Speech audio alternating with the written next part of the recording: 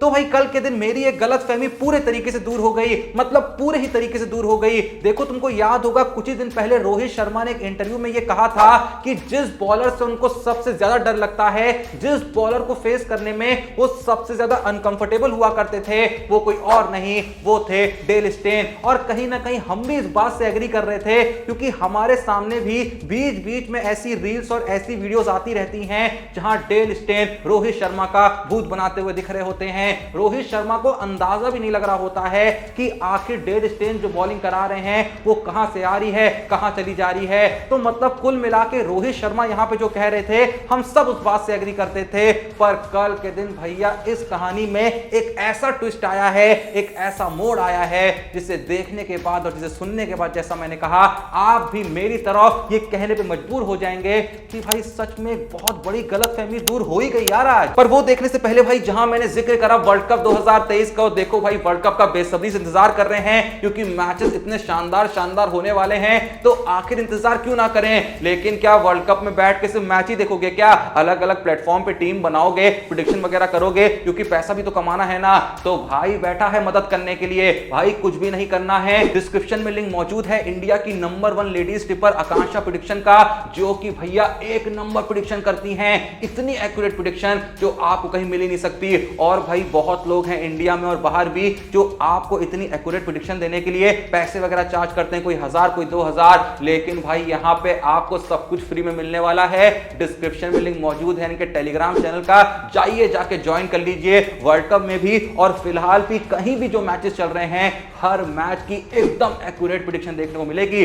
बस उस प्रेडिक्शन का इस्तेमाल करना है और फिर पैसा ही पैसा छापना है। तो बिल्कुल ही वेट मत करो भाई। ये जो आकांक्षा है ना, 8-10 साल का इसको एक्सपीरियंस है, इतना खतरनाक एनालिसिस करती है, इसीलिए इतना एक्यूरेट प्रेडिक्शन देती है हर चीज की। चाहे टॉस हो, चाहे कौन मैच जीतेगा, कौन सी टीम कितना स्कोर मारेगी, कौन बॉलर कितने विकेट लेगा, हर चीज की एक्यूरेट प्रेडिक्शन। तो भाई से मेरी बात विश्वास मत करो, लिंक डिस्क्रिप्शन में मौजूद है, जल्दी जाओ और जाके ज्वाइन करो और मस्त पैसा कमाओ। तो जैसा मैं कह रहा था कि आज मैं आप लोगों को एक ऐसी चीज दिखाने और सुनाने वाला हूं जिसे देख के आप ये कहने पे मजबूर हो जाएंगे कि भाई तुमने सच में हमारी एक बहुत बड़ी गलतफहमी को दूर कर दिया है। देखो मैंने तुमको ये तो बता दिया कि कुछ दिन पहले रोहित शर्मा ने कहा था कि सबसे ज्यादा भैया जिसको खेलने में उन्हें दिक्कत होती थी वो बॉलर थे डेल स्टेन, क्योंकि 150, 140, 145, 155 की स्पीड में जिस तरीके से बंदा बिल्कुल फुल लेंथ बॉल को ऐसे हिलाता था कि पता ही नहीं चलता था बॉल कहां आने वाली है। 4 बॉल आउट से निकलती थी, अचानक से इन स्विंग आती थी और बंदा बोल्ड मार देता था। लेकिन कल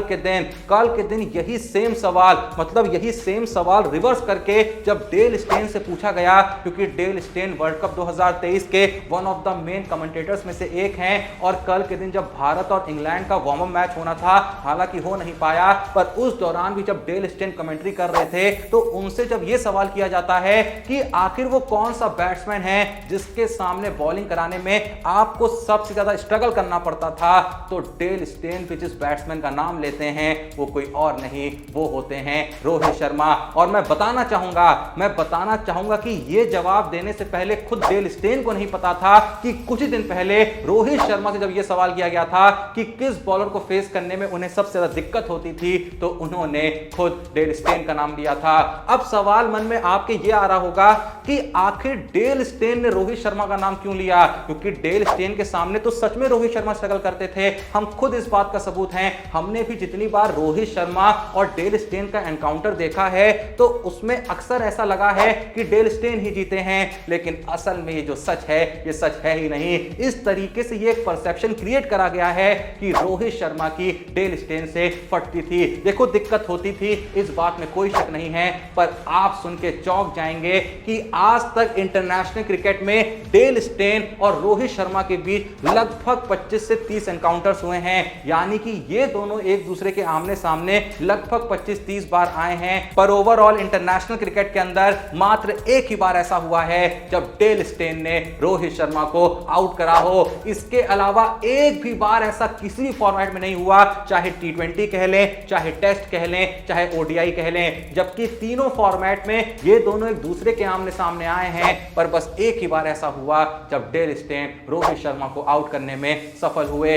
अब देखो एक सच यहां पे मैं ये भी बता दूं कि रोहित शर्मा की डेल स्टेन के खिलाफ जो बैटिंग एवरेज है वो लगभग 30 की है तीनों ही फॉर्मेट में। यानी कि एक सच ये भी है, जैसा मैंने कहा, कि रोहित शर्मा भले ही डेल स्टेन से बहुत बार आउट नहीं हुए, मतलब सिर्फ एक ही बार आउट हुए, पर बाकी बार जब वो नॉट आउट रहते थे तो वो ज्यादा रन भी नहीं मारते थे, वो टिक के रहते थे। पर अब सवाल फिर से ये उठता है कि जब रोहित शर्मा ने डेल स्टेन को कभी बहुत ज्यादा रन मारे नहीं, हाँ ठीक है भले ही विकेट नहीं दिया, पर जब बहुत रन मारे नहीं, बहुत बाउंड्रीज मारी नहीं, तो आखिर डेल स्टेन ऐसा क्यों कह रहे हैं कि उनके सामने उनको बॉलिंग करने में कुछ ज्यादा ही स्ट्रगल होता था? तो देखो सच असल में ये है कि ये जितने भी मैचेस मैंने आपको बताया ना, जो 25-30 एनकाउंटर हुए जिसमें रोहित शर्मा डेल स्टेन एक दूसरे के आमने सामने आए, तो इसमें जब भी डेल स्टेन बॉलिंग कराते थे तो रोहित शर्मा बॉल झेलते थे, थोड़ा सा बॉल को खेलते थे, थोड़ा सा मैच को आगे बढ़ाते थे, लेकिन जितनी बॉल वो डेल स्टेन की झेल रहे होते थे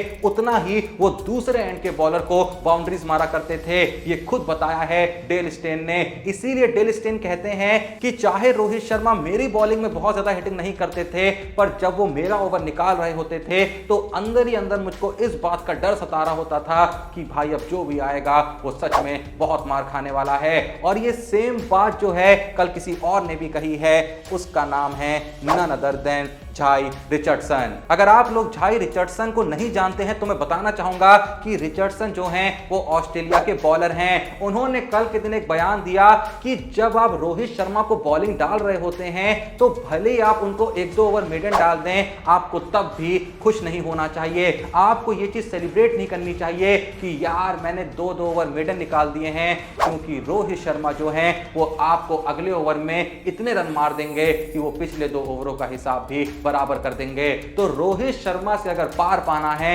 सॉल्यूशन एक ही है कि उस बंदे को आउट करना होगा, वरना जब वो मारने पे आएगा तो पिछली सारी बॉलों का हिसाब बराबर कर देगा। अच्छा चलिए आप डेल स्टेन और रिचर्डसन को छोड़ दीजिए। कल के दिन ही ऑस्ट्रेलिया के one of the main player Marcus Labuschagne, जो हाल ही में ऑस्ट्रेलियन टीम में अपनी जगह बना पाए हैं वर्ल्ड कप 2023 के लिए, उनकी तरफ से भी एक बयान आता है। वो कहते हैं कि इस समय वर्ल्ड में हर बैट्समैन को रोकने के लिए कोई ना कोई तरीका है, कोई ना कोई बॉलर है, हर बैट्समैन के लिए कोई ना कोई प्लान बनाया जा सकता है, लेकिन आप रोहित शर्मा के लिए कोई भी प्लान बना ही नहीं सकते, क्योंकि रोहित शर्मा के साथ सबसे बड़ी प्रॉब्लम ही यही है कि वो बंदा इतनी आसानी से अपने रन कवर करता है, इतनी आसानी से लंबे लंबे शॉट खेलता है कि उसको 1% रिस्क ही नहीं लेना पड़ता है। अगर आपको किसी के खिलाफ कोई प्लान बनाना है तो आपको ये पता होना चाहिए कि ये बंदा जब ये शॉट खेलता है तो रिस्क लेता है, उसी रिस्क को थोड़ा सा एक्सप्लोर करते हुए आप फायदा उठाते हो। लेकिन रोहित शर्मा जिस तरीके से लंबे लंबे छक्के मारते हैं, ऐसा लगता है कि सोए थे, उठे थे और कहा छक्के मार के आता हूं। और सत्य भी है भाई, हाल ही में एशिया कप 2023 में देख लो या इंडिया वर्सेस ऑस्ट्रेलिया सीरीज के तीसरे ओडीआई मैच में देख लो, जितनी आसानी से रोहित शर्मा रन मार रहे थे, ऐसा लग रहा था कि ये बंदा किसी अलग ही पिच पे खेल रहा है। और यही अपने लिए खुशी की बात है कि फाइनली वो रोहित शर्मा लौट आया है, जिसे देखने की हमें आदत हुआ करती थी।